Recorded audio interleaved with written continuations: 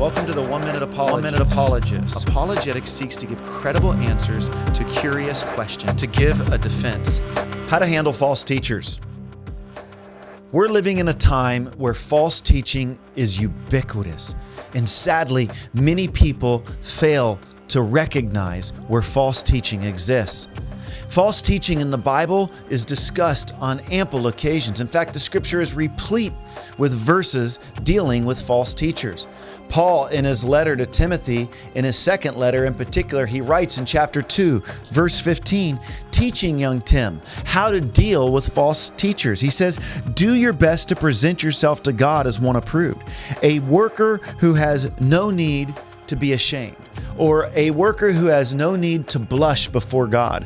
First and foremost, we handle false teachers by living to please God. Do our best to be approved workmen before God. When we try to be people pleasers, we will inevitably loosen up our theological grip. Then he says, do your best to what?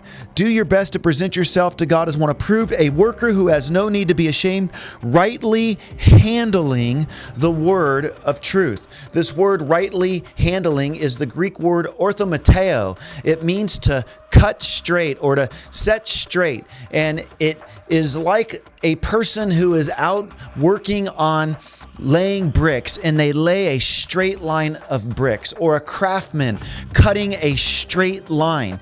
What Paul is saying to Timothy, when dealing with the word, you need to deal straight with it. You need to be precise. You need to work as hard as you can to have precision in the way you deal with scripture. Don't get loose.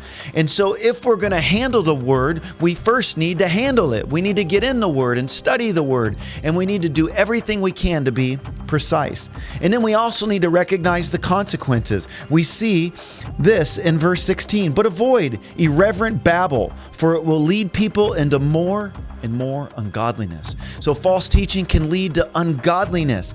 And not only that, it can spread like a cancer. Verse 17, and their talk will spread like gangrene, which is tissue disease. Among them are Hymenaeus and Philetus. It says, who have swerved from the truth. Notice what Paul does. He doesn't beat around the bush. He names these guys. Be like me sending my kids out into the neighborhood and I knew there was dangerous kids around the corner. I wouldn't say, oh kids, hey, watch out for the little rotund fellow around the corner, or look out for these two people that kind of in that vicinity. No, I'd say watch out for these guys, and I would name them. And therefore, Paul was not ashamed to list the people who people needed to be aware of in that time. So if we're going to look out for false teachers, if we're going to handle them, we need to first and foremost keep God first. We need to secondly be precise, and we need to realize the consequences, that it will cause ungodliness and spread like a cancer.